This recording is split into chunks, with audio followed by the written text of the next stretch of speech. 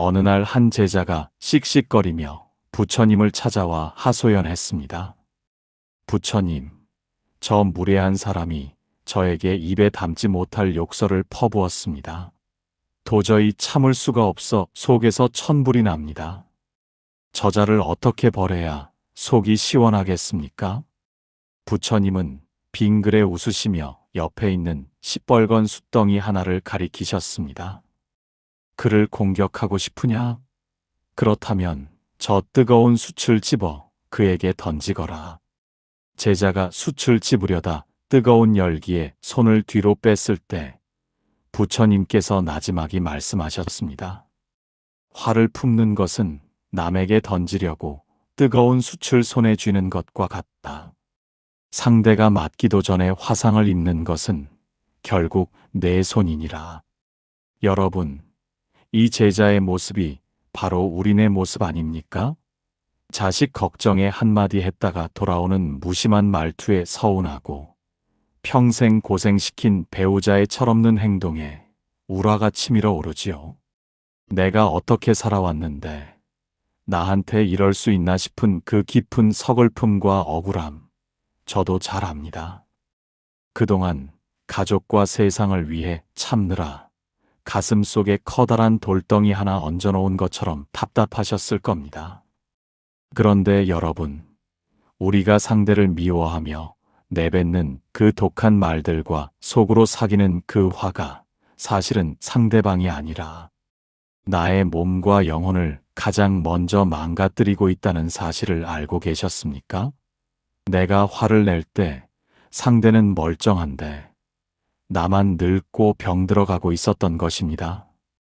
화에 휘둘리는 삶은 바람 부는 대로 흔들리는 갈대와 같지만 부처님의 지혜를 깨달은 삶은 거대한 바위와 같아 어떤 비바람에도 고요합니다.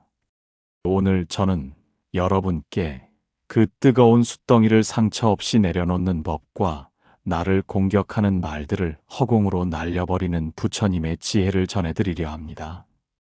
이 소중한 지혜를 나누기 전 열의 미소와 인연을 맺어보시는 건 어떨까요? 구독과 좋아요라는 작은 실천이 불교의 인연법에 따라 큰 법보시가 되고 여러분의 삶에 부처님의 가피가 가득한 공덕으로 돌아갈 것입니다.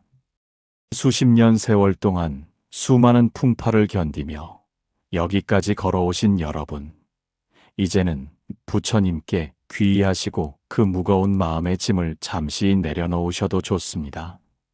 남을 위해 화를 내며 나를 태우는 대신 이제는 오직 당신의 평온을 위해 이 가르침에 귀 기울여 보시기 바랍니다. 첫째, 화의 뿌리는 나 자신에게 있다. 우리는 흔히 저 사람이 나를 화나게 했다라고 말합니다. 나를 무시하는 자식의 말투, 평생 변하지 않는 배우자의 고집, 혹은 길거리에서 마주친 무례한 타인 때문이라고 믿기 쉽습니다. 하지만 부처님께서는 전혀 다른 가르침을 주십니다. 화의 원인은 밖에 있는 것이 아니라 내 안에 깊이 뿌리 박힌 내 마음의 기대와 상에 있다고 하셨습니다. 수십 년을 자식과 가정을 위해 헌신하며 살아온 세월 속에는 나도 모르게 거대한 기대치가 자리 잡고 있습니다. 내가 이만큼 했으니 너희도 이만큼은 해야지. 내가 이 나이가 되었으면 이런 대접은 받아야지 하는 마음입니다. 부처님께서는 이것을 내가 있다는 집착, 즉 아집이라고 부르셨습니다.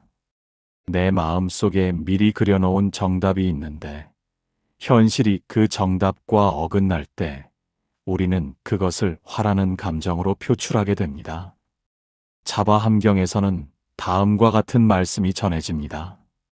마음이 모든 현상을 만들고 마음이 주인이 되어 부리나니 만약 나쁜 마음으로 말하거나 행동하면 괴로움이 그를 따르리라.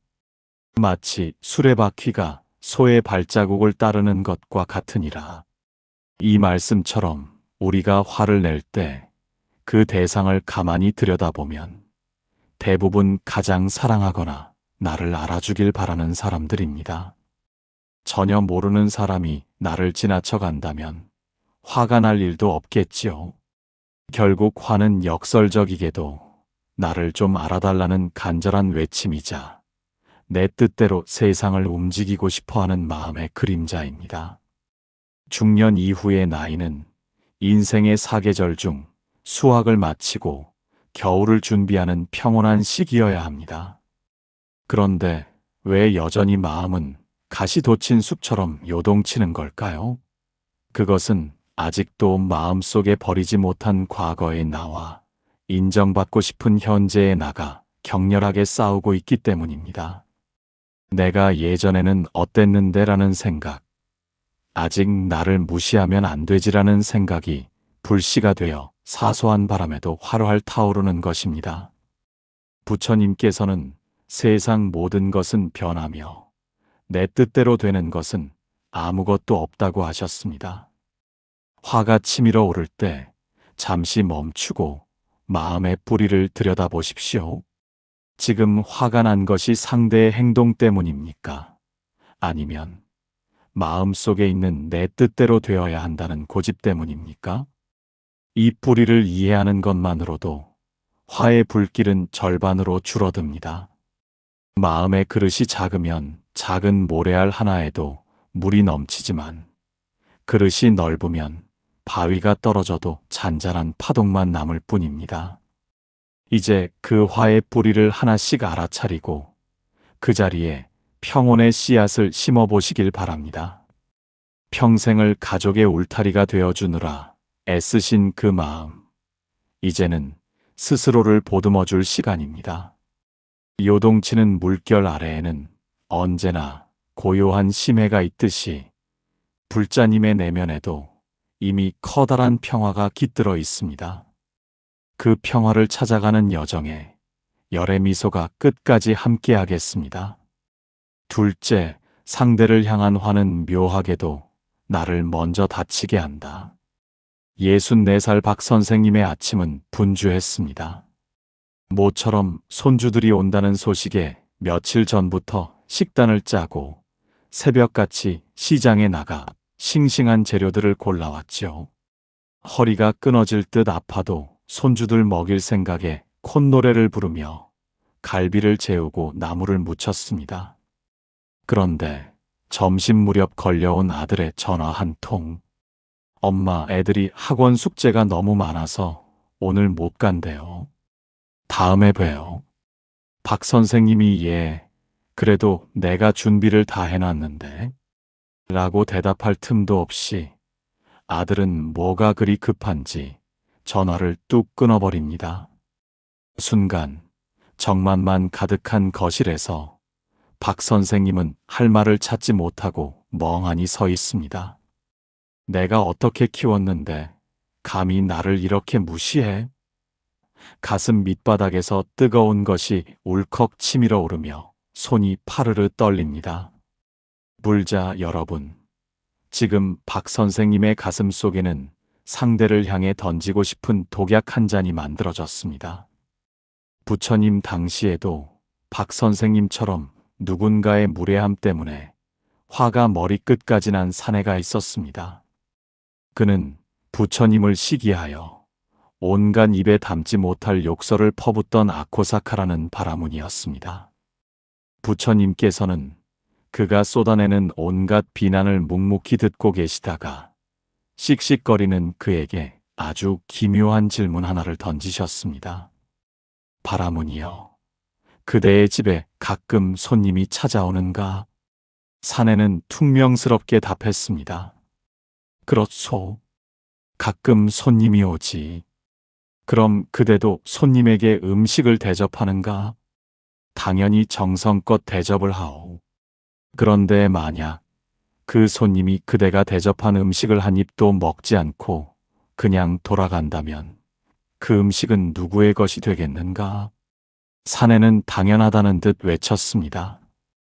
그야 음식을 차린 주인인 내 것이 되겠지. 이때 부처님께서는 고요하지만 서늘한 진리를 말씀하셨습니다.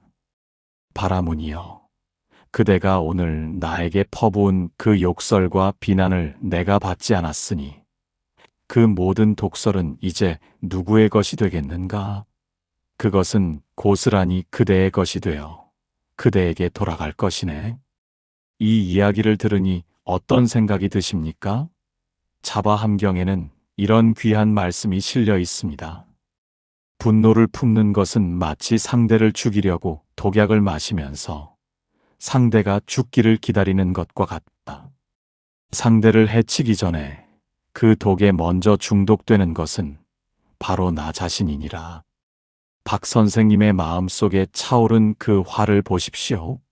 아들은 이미 전화를 끊고 자기 일상으로 돌아갔지만 그 화를 붙들고 있는 박 선생님의 심장은 비명을 지르고 혈압은 치솟습니다. 가까운 사람일수록 이런 일은 더 흔하게 일어납니다. 내가 화를 낼 때 상대는 멀쩡한데 나만 늙고 병들어가고 있었던 것입니다.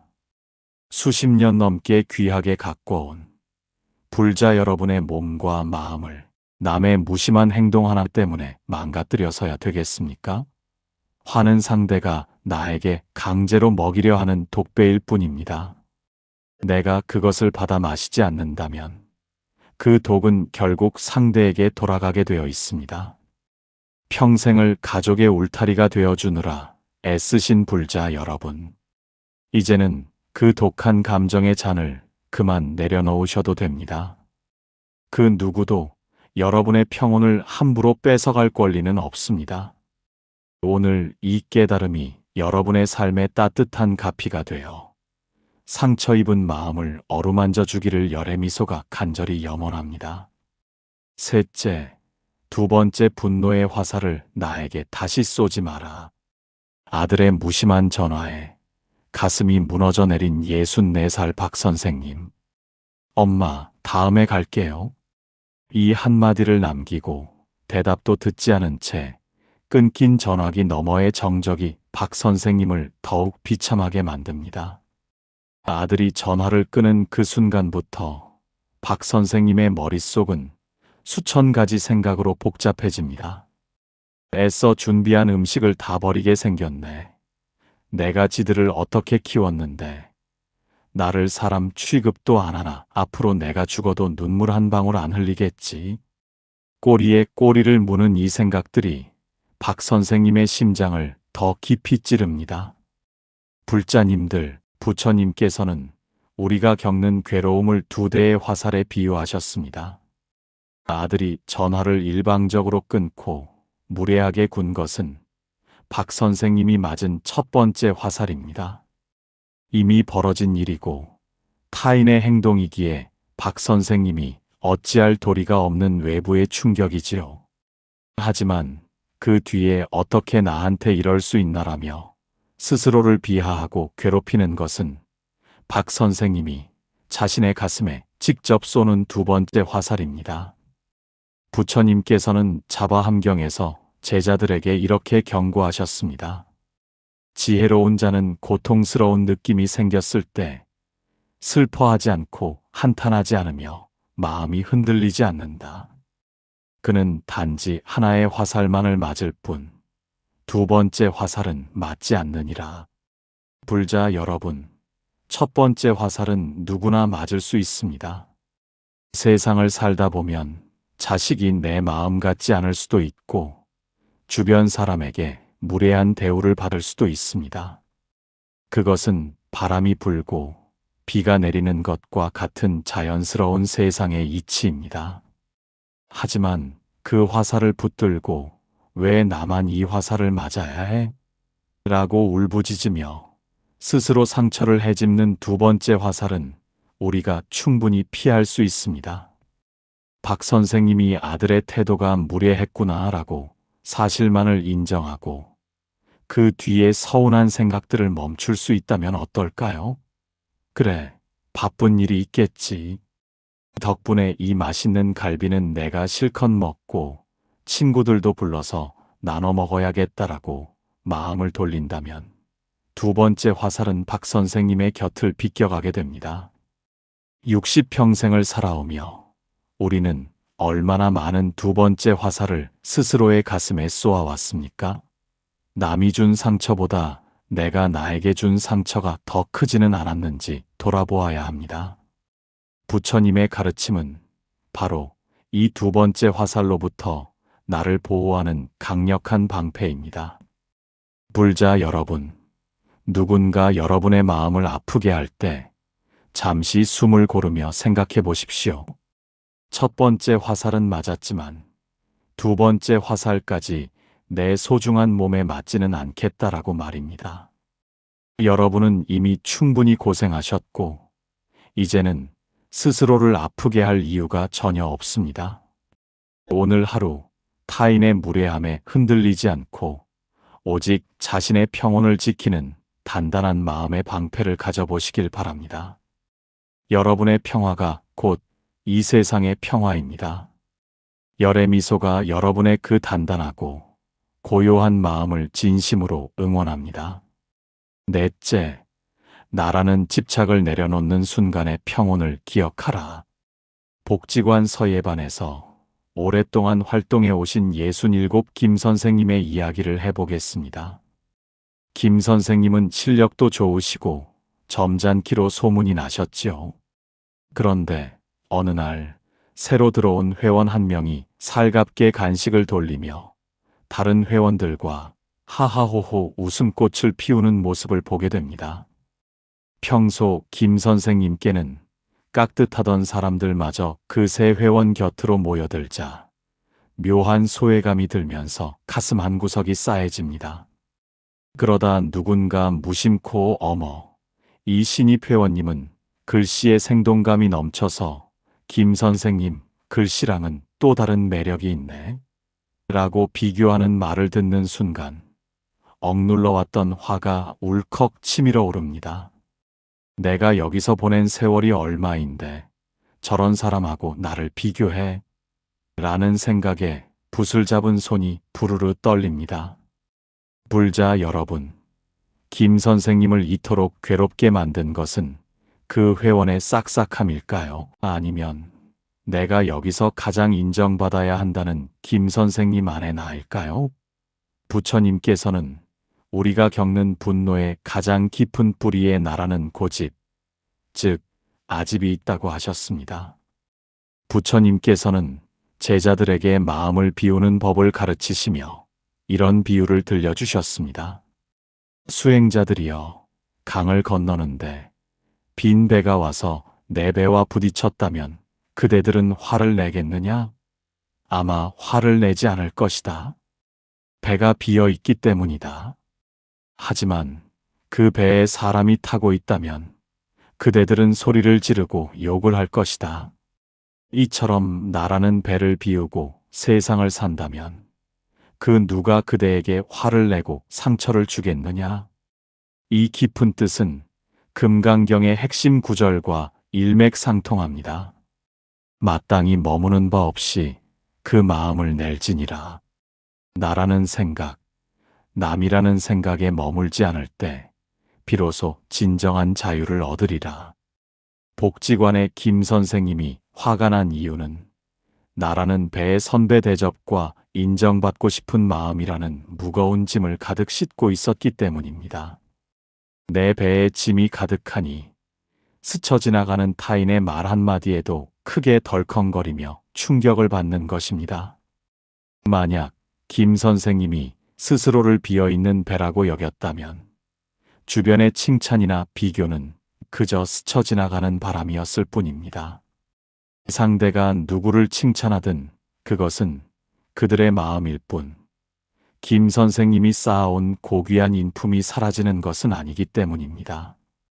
60대 이후의 삶에서 가장 큰 공덕은 나를 내려놓는 연습을 하는 것입니다. 내가 누군데라는 생각이 앞설수록 화는 그림자처럼 따라붙습니다. 하지만 누가 칭찬받든 나는 나로서 고요하다라고 나를 비워버리면 어떤 비교의 파도가 밀려와도 내 배는 뒤집히지 않고 유유히 물결을 탈 수 있습니다. 불자 여러분, 오늘 하루 누군가의 말에 자존심이 상한다면 잠시 생각해 보십시오. 지금 내 배에 나라는 고집이 너무 많이 실려 있는 것은 아닌가? 라고 말입니다. 짐을 내려놓을수록 배는 가벼워지고 가벼운 배는 더 넓은 바다로 자유롭게 나아갈 수 있습니다. 평생을 나를 세우고 가족을 지키기 위해 무거운 책임을 지고 오셨습니다. 이제는 그 무거운 나라는 짐을 조금씩 내려놓고 가벼워지셔도 좋습니다. 비워진 그 자리에 부처님의 평온한 미소가 가득 차오르길 열의 미소가 마음 다해 응원하겠습니다. 불자 여러분, 오늘 이 법문을 가슴에 새긴 여러분의 하루하루는 이제 상처받는 날이 아니라 매 순간이 복을 짓고 운명을 바꾸는 기적의 시간이 될 것임을 확신합니다. 오늘 이 영상을 보신 모든 불자님들이 분노의 불길에서 벗어나 시원한 감로수를 마신 듯 평온해지시길 발언합니다. 여러분이 닦으신 이 인내의 공덕이 자손만대 번창하는 복의 씨앗이 되고 가슴 속 맺힌 응어리가 부처님의 자비광명으로 씻은 듯이 녹아내리길 간절히 기도 올립니다. 이제 오늘 우리는 일상에서 마주치는 화라는 불길 속에서 나를 보호하는 4가지 단단한 지혜를 되새겨 보겠습니다. 첫째는 수취거부의 지혜입니다. 남이 던진 무례함은 내가 받지 않으면 그만입니다.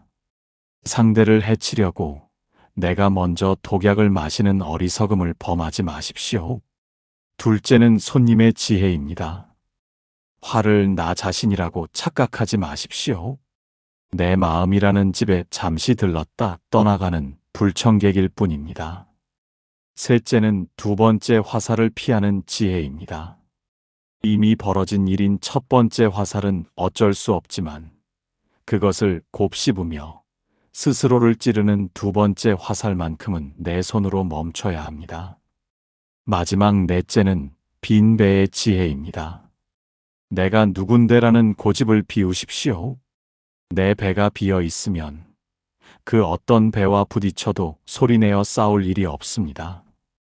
이 4가지 지혜를 마음에 새기신다면 타인의 무례함은 더 이상 여러분의 평온을 깨뜨릴 수 없습니다.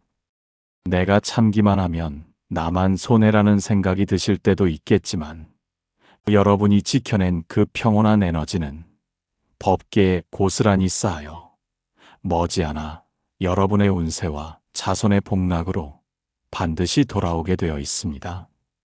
오늘 여러분이 이 영상을 끝까지 보신 것 자체가 이미 마음의 업장을 닦아내고 복의 문을 여는 귀한 인연이 시작된 것입니다. 남들은 화가 날 때 본능대로 불을 내뿜으며 자신의 복을 스스로 태워버리지만 여러분은 부처님의 법을 들으며 그 뜨거운 불길을 감로수로 바꾸는 수행을 선택하셨습니다. 이 찰나의 멈춤이 여러분의 사주에 맺힌 살을 풀고 꼬였던 운의 실타래를 푸는 결정적인 계기가 될 것입니다. 오늘 이 순간부터 여러분을 괴롭히던 악연은 멀어지고 생각지도 못한 곳에서 귀인이 나타나 여러분의 앞길을 돕는 영험한 변화가 일어날 것입니다. 여러분이 억울함을 참고 마음을 넓힌 그 빈자리에는 이제 세상의 잡다한 근심 대신 부처님의 무량한 복락이 채워질 준비를 마쳤습니다. 하늘은 스스로를 이긴 사람에게 가장 큰 선물을 준비하는 법입니다. 지금 여러분의 가슴이 평온해진 만큼 여러분의 가정에는 재물운과 건강운이 샘물처럼 솟아날 것이며 자손들에게는 그 어떤 유산보다 값진 공덕의 가피가 내려갈 것입니다. 관세음 보살님의 가피가 늘 여러분의 가정에 머물며 막혔던 울로가 활짝 열리기를 2손 모아 회양합니다. 다음 영상에서는 화를 다스리는 이 공덕이 어떻게 구체적으로 천금 같은 복으로 변하는지 그 놀라운 가피의 원리를 전해드리겠습니다. 열의 미소를 닮아가는 이 귀한 인연을 구독과 좋아요로 꼭 잡아주시기 바랍니다. 성불하십시오.